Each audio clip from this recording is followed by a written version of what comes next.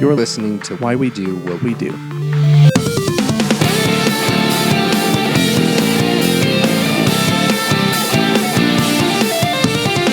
All right, I bet you cannot finish this episode in one whole sitting. To up that even more, I bet you can't finish this episode and tell someone about it.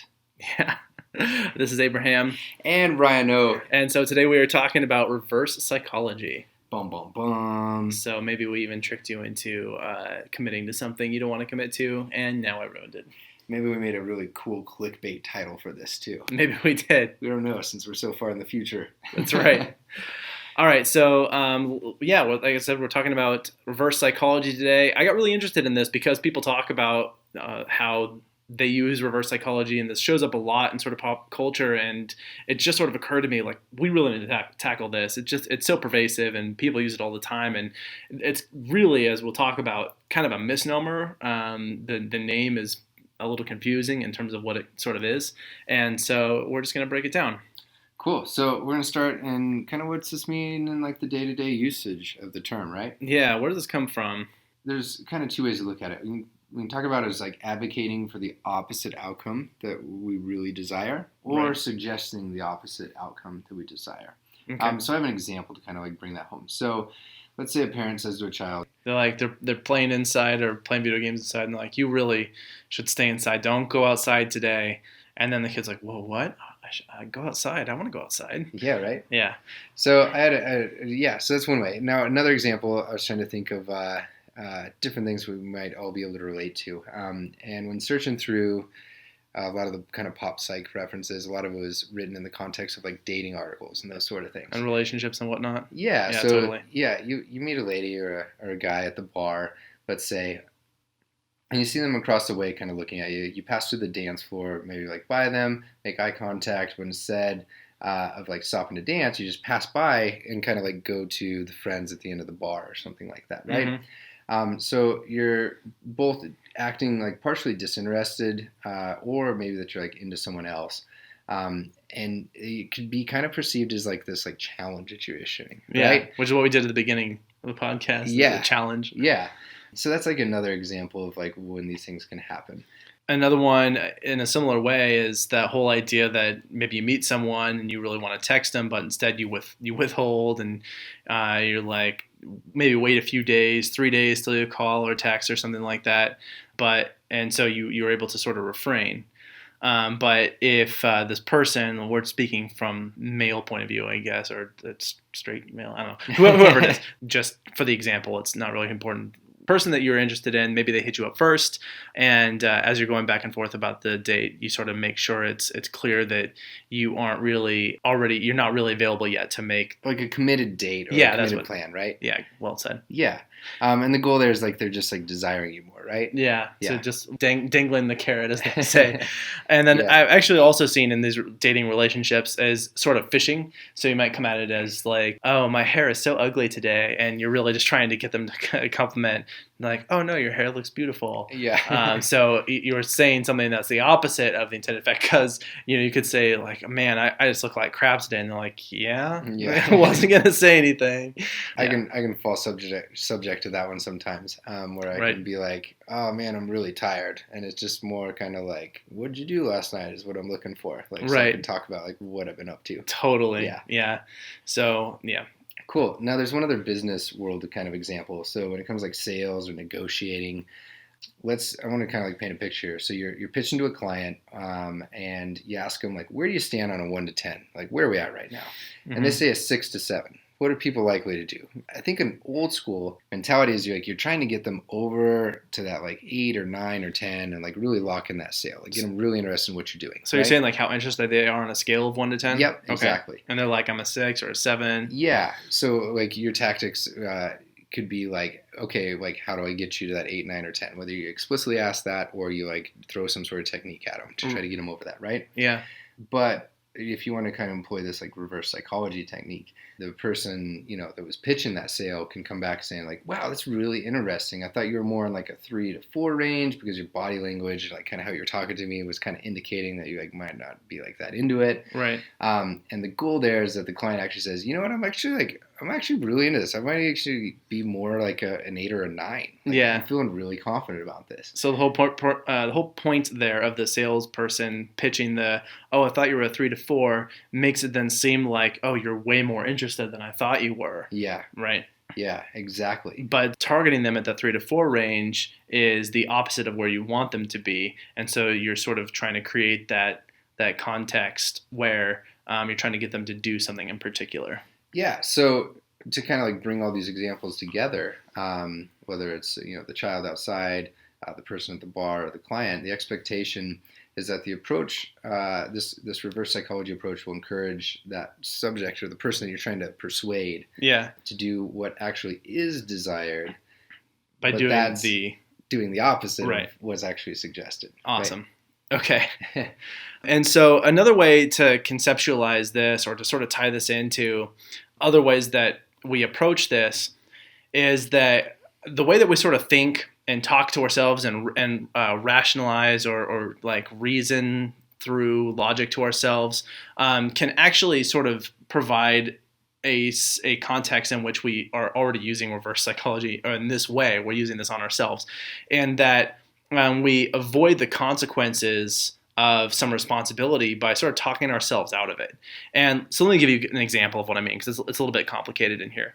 But if I say, for example, if I complain about, I'm so in debt, like I really need to take care of my debt. I'm really, I don't know, it sucks. I hate this. By spending time thinking about it and complaining about it, I can sort of create the situation where I feel like I've addressed it and I've taken care of it just because I've complained about it and I've made excuses about why I can't do it. Okay. And that has the reverse effect of now I'm not going to do very much about it because I've already complained about it. Like I'm good. I met my quota of complaining for the day. Yeah. So instead, if you sort of say, I accept it, I embraced my debt, I actually am maybe more likely now to feel empowered to do something about it because I've eliminated that excuse. I've eliminated that cycle of reverse psychology that's going on. And so I'm now more likely to take some kind of action toward it because I've done the opposite of what I was doing before. Okay, cool. That actually reminds me of something that I came across when I was like looking around on the internet for anything related to reverse psychology. Yeah. And that was this thing called the paradoxical intervention. Paradoxical. So paradox is when things that sort of overlap don't make sense in the way that they work together. So it's paradoxical, right? So it's it doesn't work. It's a impossible relation, or maybe not impossible, but unreasonable that those things would go together. Yeah. And so like, is that okay? Like, does that kind of relate like to what you were describing? Oh, totally. Yeah. So what they say is a paradoxical intervention is one that involves like prescribing the very symptom that the client wants to resolve. So this isn't like a classical like therapist and kind of talk situation where they just be like, well, why don't you do that thing? So you're always talking about like, I don't like to procrastinate. Just plan in some time to procrastinate every day. Mm-hmm. And it got me thinking of actually an area of like behavioral psychology, acceptance and commitment therapy, and it like kind of drew some parallels to that. Okay. So I think this paradoxical intervention has some validity, and what they essentially did is I'll link it in the source notes. But Psychology Today kind of broke down some intervention techniques around this paradoxical intervention, and they kind of ended it on like, there's something here, it works, but we need a really well-trained person to kind of like pull this off. So there's various companies that do these sort of things. The one that I'm most familiar with is this acceptance and commitment therapy model. And I think it provides some more tools. So just real quickly to cover that, like what they kind of try to do is they look at it as like this language base, like you were talking about, like language does these sort of things, and is kind of our tool for talking about why this paradox can actually like create this behavior change. Okay. So what they do is they try to show like the typical change strategies of if I just focus on it and I try to control the situation, it's going to work. They try to show like, hey, that's not actually working all the time, right? And the fact that it's not working, this like deliberate control over the world, like that's an okay thing. Like, it's not that big of a deal. Like, we need to first recognize it. And that's what you were kind of describing, right? Mm-hmm. Like, through your example? Yeah. Okay. But then from there, like, showing that this acceptance model of just like, hey, this is here, it's something I'm going to have to interact with, is kind of an alternative solution. and then they can bring that back into your values and such. So if I can bring this together and maybe do a little bit of justice. Yeah, so there's a lot of sort of general statements in there. So I was going to ask you for an example. Yeah, let's apply this to your example. Okay. So what was the paradox in yours? So it was that if I like embrace and accept my debt for what it is, rather than just complain about it and talk about how I need to do something about it, then now I'm saying, okay, this is something, this is part of my situation. I'm choosing this. I accept it for what it is. I now immediately felt more empowered to actually take action on it and start making payments and start saving money and like arrange to deal with it in a more reasonable way. Yeah. Now, like, was that kind of like easy for you, or was it kind of like, I mean, how did you get about that? Did you just like decide it? I mean, it was part of an activity I was doing where there was just take some challenging aspect of your life, something that life throws these circumstances at you. You often don't get to really choose what the circumstances are. Uh-huh. And so it's easy to fall into the trap of just complain, and try and avoid it and escape it.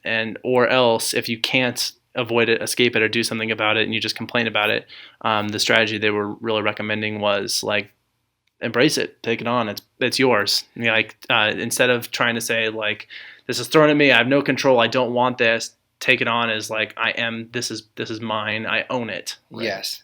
All right. Yeah. So if we took your example, I think there's a kind of an order of procedures. I'm going to kind of paraphrase these sort of things from that acceptance commitment therapy model. Okay. But what it is like, this change agenda just like isn't working. So trying to control the situation, or kind of stressing about or pushing off this debt might just, it doesn't really get you anywhere, right? All right. So step one, this isn't working. Yes. Okay. Step two would be like, hey, language is kind of like the root cause of why that's happening. Or it's at least getting in the way. It's not helping me. Yes, it's definitely not helping.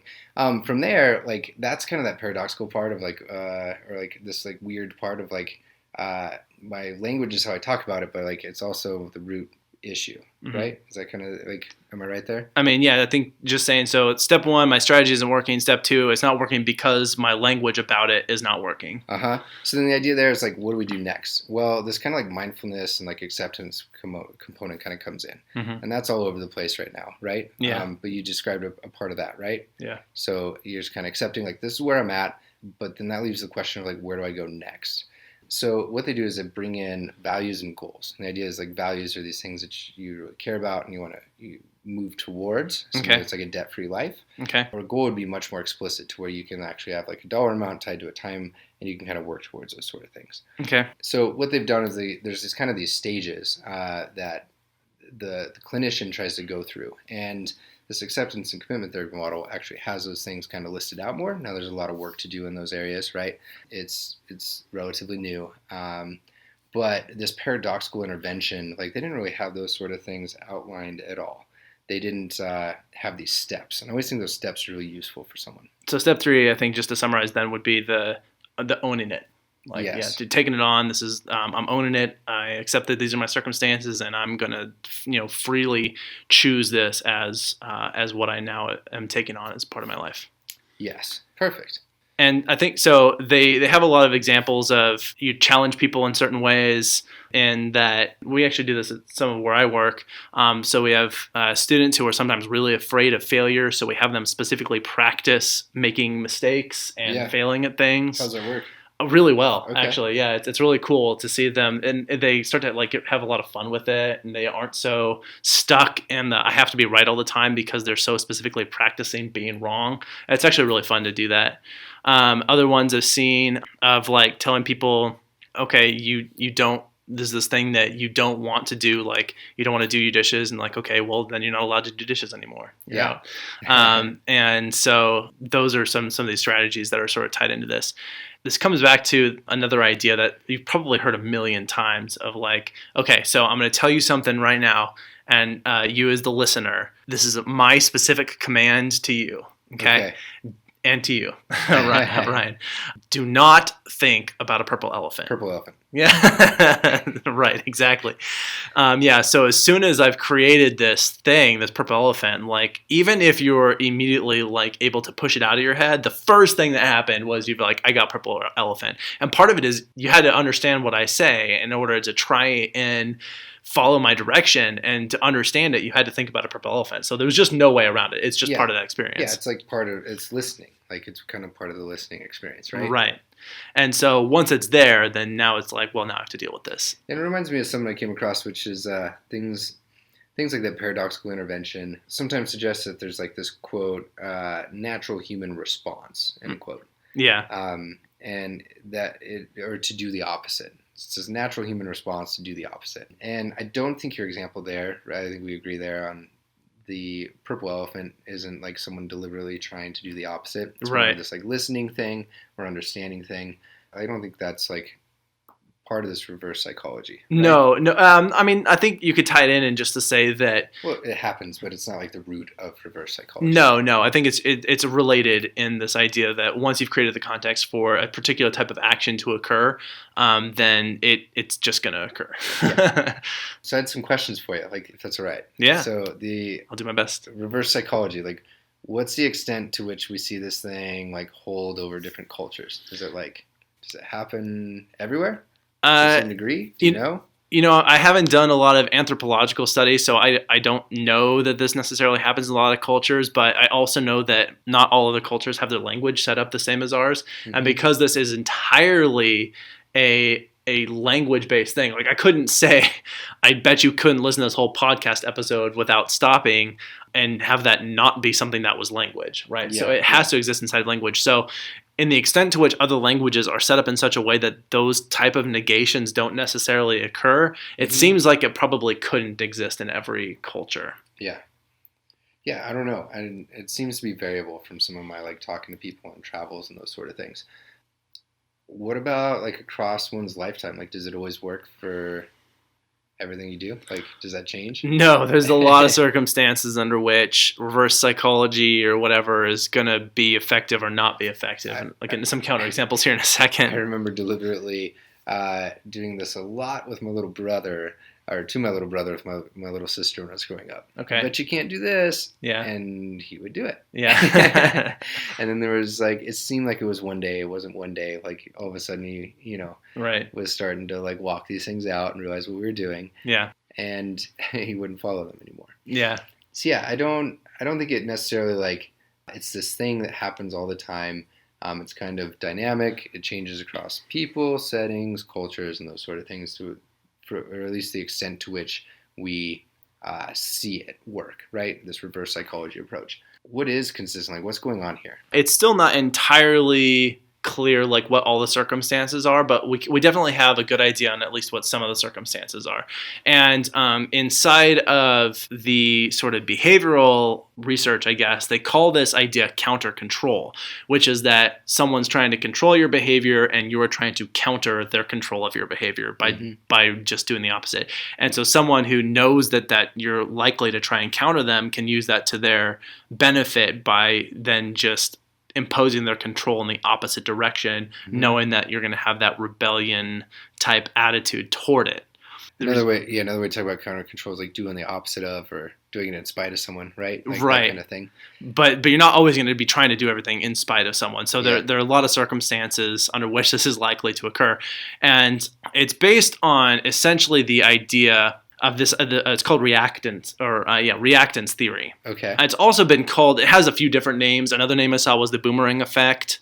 And this is again, like you send it one way and it comes another way. Yeah. Okay. The way that they talk about this, there's a few different rules that they sort of give. And one of them is that for the most part, the people who is having their behavior influenced by this reverse psychology, they shouldn't be able to identify that you're using reverse psychology on them. So you have to be pretty subtle. And as people get more and more aware as they get older, they're more likely to catch on to the subtleties of these things. Yeah. So people often talk about like you can sort of use this on kids, but maybe not so much on people who are a little more seasoned and developed. Yeah, we used to, when I was working in an educational setting, we used to run these things a lot. Like there was kids that would like to really control what was going on, and it was always a point of contention for the teachers or the people that are like trying to work on teaching them on like how to Yeah. go about it. And the subtle was one way in which they usually find some success. Right. And the other one is that it should be more of a suggestion or a challenge than a specific example.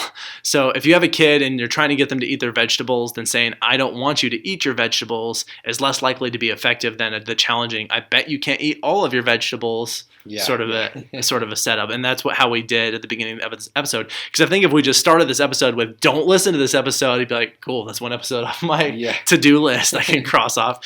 And so setting up more as a challenge or a suggestion. And then also, if you already have buy-in from the people you're with, like if you don't have this, I guess, sort of rebellion counter relationship, then this is not going to be particularly effective. So you really have to have a little bit of this threat or control issue going on. So for example, let's say you go into work and your boss is like, you don't have to come and work on time. You don't have to be here today, with the intention of you're going to come in early, stay late, and work harder. Instead, if you come in and your boss says that to you, and be like, cool, peace out, and then walk out the door and go home. Yeah, do I still get paid? Yeah, exactly. Like, I'm salary. I can take this. Yeah. Sweet. Thank you for the day off. And so that's a situation in which this is totally not going to work. So you have to be pretty mindful of those circumstances. It has to be one of those situations where it's threatened. And there's a few other sort of rules I ran into. So basically this is rooted in this idea that the whole reactance theory is this notion that people are inherently motivated to protect their freedoms. So as soon as they perceive that their freedoms are being threatened, then they react against it. Okay. And so they're trying to reestablish that freedom. And so the three rules that I saw about reactance theory and how this might work is that first, when the freedom of some behavior or some kind of freedom is threatened or removed, then there's this increased motivation to reestablish that freedom. Okay, so this is sort of when control is being imposed. Mm-hmm. Another one is the greater the level of threat of removal, or the greater the amount of freedom that's been removed, the greater the reactance to that threat. So the stronger of an effect you'll get. Mm-hmm. And the last one was this can also occur, you can react to the freedoms that are being threatened in other people that you observe as well. Okay, so it doesn't just have to be your own freedom. And so we talked about this idea of this counter control. So let's talk about that a little bit more. What does that mean? So we have person 1 and 2. Mm-hmm. Person 1 is trying to influence person 2. Yeah. Person 2's reward is doing the opposite of what person 1 says to do. Right. And so it's the reward is eliminating their control. Like, I know that you're trying to control me right now. I'm going to get rid of it. Yep. And I look at it as like it can span an infinite number of actions or different periods of time. It doesn't really have this like shape or form, right? So like it could be different for you. It could be different for me in like the ways in which we do it. Right. It could be very subtle in a meeting sort of thing, or it can be very explicit and sharp. It doesn't have a form, right? Yeah. But what is consistent and always consistent is this like the opposite of what was intended. Mm-hmm. So some things that kind of come to mind for me is this like when is it acceptable? So like when you were talking about greater levels of threat and reactance theory and that sort of stuff, mm-hmm. It makes me think of a few different things, like whether that's like certain genres of music, like I feel like started this way, right? Punk is a very good example of this, like punk rock music. So you have the establishment of this is how you need to behave, and this is the kind of like this is socially acceptable behavior, and you have to follow my rules mm-hmm. about how you need to behave. And out of that, you get the reverse or reactance, which is like I'm going to shave my hair into a mohawk, pierce my skin, get tattoos, smoke, drink, and generally be disorderly. And get that. You put that. Yeah. But then there's like, and like that's acceptable, right, to various degrees within our societies and things like that. Yeah. But then there's things like marches, right? And just a few weeks ago, at the time of this recording, was the March for Science. Yeah. Usually, whenever a president gets elected, whatever party they belong to, the the ideologies of the opposite party will have some kind of protest the next day. Uh-huh. So that happened when the Obama administration first took over from the Bush administration. There was like the pro-life marches that happened immediately afterwards. Pro-life tending to be associated with the conservative point of view, and Barack Obama was in the liberal point of view. And when Donald Trump was elected, you had the women's marches that took place pretty soon after. And so there was, you just get that whatever the imposing system of it controlled, there is an increased amount of action from the opposite sort of position. Yeah, and that can like lead to like riots, which are hidden on the other end of the spectrum, where like there's socially acceptable. Police involvement, state involvement starts happening. There's even things like creating something different. Like, I mean, that could be for some sort of like counter control as well, right? Yeah. So I don't know the degree to which it's actually held for, someone like the creator of Tesla and like Elon Musk and all those folks, but like they wanted something different, and they've so far worked towards something that's pretty different and pretty impactful, right? Yeah, totally. So to kind of like bring this back into like this reverse psychology, we're asking the question of like, why does this work, right? To kind of summarize, like this counter control of doing the opposite of what was intended and that kind of being your reward. The point is like it doesn't hold a certain shape or form, and it's on various degrees of like acceptability for our society, right? Sure. Where does that take us? Well, I think it's just important to break down what's reverse psychology, what that name in and of itself sort of means, because it's kind of a misnomer. And I'd actually like to try and take it back. So I was trying to figure this out. Where did this even come from? Like, where did the phrase reverse psychology start? And for the life of me, I could not find the first mention. So we did this I guess you could call it research, where we did the Google Books Ngram viewer, and it gives you a range of the first time that a phrase is mentioned in a book. And the earliest phrase that we could find was in 1845. So that's pretty long, further than I thought, actually. Because I did find some books that referenced like reactance theory and the boomerang effect that were published in like the 1960s. But according to this Google search we did, we actually saw that it started appearing in books more frequently around 1945-ish, and then starting to spike more in the 60s. Now, it's worth noting that the frequency of this relative to just psychology is really, really, really low. But it was at least interesting to look back and see, where do we see any mention of reverse psychology at all? But even then, I couldn't figure out who used it and why. Why did they select that phrase, reverse psychology? What does that really mean? And at least what we're able to break down the two words of reverse and psychology. Now, looking at the term reverse, as it often means sort of the opposite, and psychology, which we defined in our second episode ever as the study of the behavior of organisms in general. That the opposite of the study of the behavior of organisms, what would that even be? I don't know. Creating ignorance about the behavior of organisms? I don't know. Sounds like you can't take this literal, right? No, translation. You can't. And so the way that people seem to be using this, at least sort of colloquially, is that reverse, that particular word there, refers to getting someone to do the reverse of what you're suggesting, or the opposite of what you're suggesting. Counter control. Yes. Interesting. Yes, going back to that. And then in this case, psychology doesn't actually mean the study of the behavior of organisms, but instead seems to refer to manipulation. Okay. So to replace those words, it sort of means or reverse manipulation, or opposite manipulation, or even just manipulation.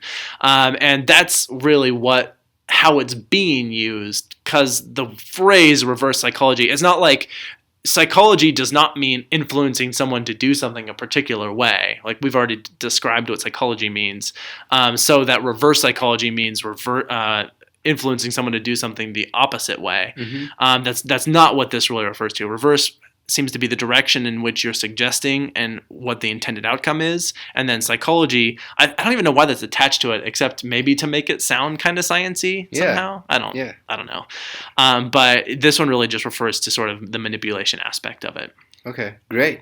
Cool. Yeah, so I agree with that. That's about the history that we could find and sort of what that name sort of breaks down to. Yeah, if you know the beginning of this, that would be awesome to know. Yeah, man. If you got better references, please contact us. We'd love to find out. Yeah, We'll do a correction. Ngram's like my last go-to. Yeah. Like, I don't know, like, when was this actually mentioned? And I know it doesn't catch everything. So please, if you know, let us know. That was So that was just, it was a lack of being able to find sources on this. Yeah. So what are some pop references? Like, what are things that probably everyone knows about? Like, when reverse psychology was like used in like a very definitive way. Man, this actually shows up so much over pop culture. It's in tons of movies and TV shows. But immediately for me, and I'm kind of dating myself here, one of the first things that showed up was in the movie Who Framed Roger Rabbit. And I don't think that we can actually play this clip for like copyright purposes. So instead, you're in for a special treat because we're going to act out this scene in the movie. And just to set the context, your titular character, Roger Rabbit, they're trying to get him to take a drink of alcohol.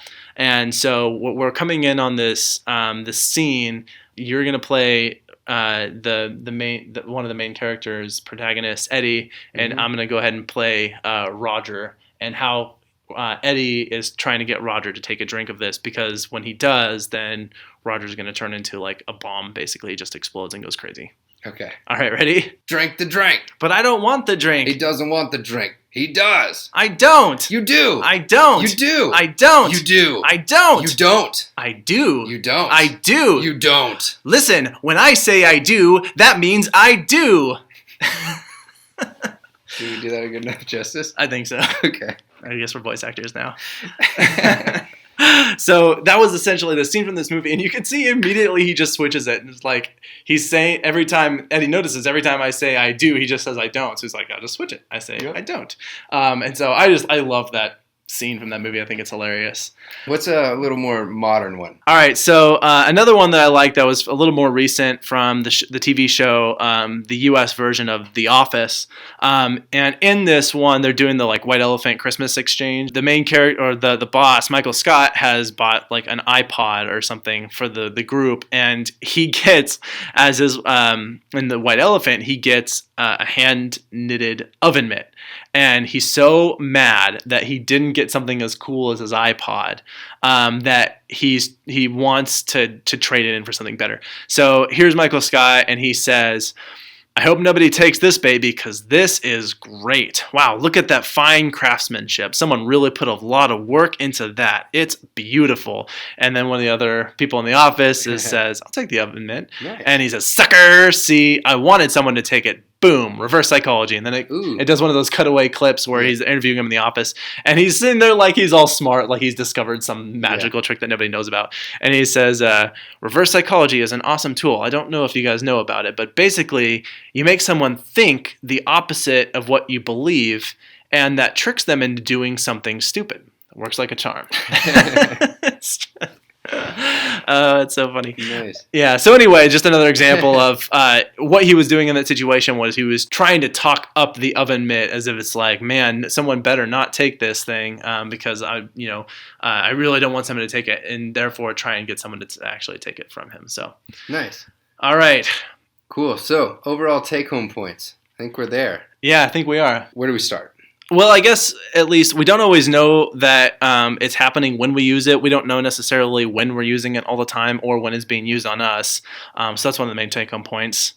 Yeah, I think it works sometimes, but not always. So it's dependent on the context, right? So right. Those things we kind of talked about, like the history, like has it worked with you in the past? Like is it a thing that you're really interested in into? You know, like there's a lot of like personal things that come into effect. That we have to take into account. Yeah. And it's also worth noting, and I think another important take-home point in here is most people are upset that their freedom has not only been threatened, but legitimately compromised by having been manipulated. And so even if you're trying to like use this reverse psychology, and if it works, you're probably going to have a worse outcome for it if they realize that they were tricked into doing something. Because now they're like, you already tricked them into doing something, and now they realize that you tricked them into doing something, and you're going to get an even worse version of that counter control. Yeah. So it's probably not your best tool to try and get people to do something you want. Just to follow up on that, it can be dangerous even if you get the outcome that you were hoping for. So yeah, like if you get the literal outcome that you were kind of joking around with, right? Right. Like that can be dangerous. Yeah, it can be. Because if you say something, going back to the example of the boss who's like, this person's always coming in late. Oh, I know. I'm going to try and trick them with reverse psychology. And they're like, say something like, oh yeah, you just come in whenever you want. And so then they're like, cool. And then they start coming in at noon, Yeah. So you might actually get someone doing the thing that you suggested, or maybe like with your brother. Yeah. I don't know if this is your circumstance, but I could see something happening where you say like, oh, I bet you can't do that over there. And he's like, yeah, bet I can't too. That was a legit thing that started happening. Yeah. That's how it all dissolved. I was like, I don't know what to do. Yeah. Your counter-control got counter-controlled. Yeah. Yeah, so I guess if we had to summarize a little, it's like it's not magic, right? Yeah. It's not all that powerful. Yeah. And it's not particularly useful. Yeah, in certain circumstances maybe.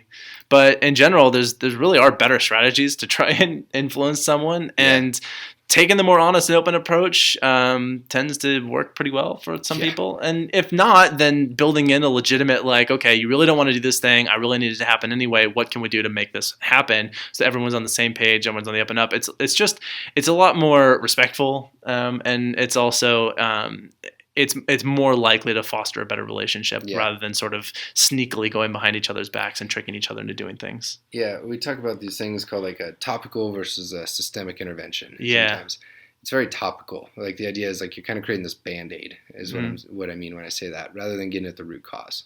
Something more systemic. Right. Cool. Awesome. I think that's where we end up with this episode. Yeah, I think that's all we have for today. So, as always, thanks for listening. Thank you to those that have reached out to us. Please feel free to contact us on our various social media, email, all those accounts and whatnot. We're always watching, we're always listening, and we'd love to include them in the listener segments as well. And special thanks going out to Miranda Drake for her contributions on production on this episode. I think that's it. Cool. Abraham and Ryan O. out. Thanks. You've been listening to Why We Do What We Do. Why We Do What We Do is supported in part by ABAI's Disseminating Behavior Analysis Special Interest Group and our amazing listeners. If you like what you heard, consider heading to our Patreon account at patreon.com/WWDWWD podcast. Anything helps, and we are continuously lining up perks and merch for our supporters. If you have any comments or questions, we'd love to hear from you. Find us at WWDWWD Podcast on your favorite social media platforms. You can learn more about this and other episodes by going to www.wwdpodcast.com. There, you'll find links as well as detailed and shareable show notes. Why We Do What We Do is Abraham, Ryan O, and Miranda. Artwork and logo design by Andrew Pollock at nogdesigns.com. Video and production assistance from Tyler Bessire, with music courtesy of Justin Greenhouse. Brendan Bohr does our episode art. Thanks for listening, and we hope you have an awesome day.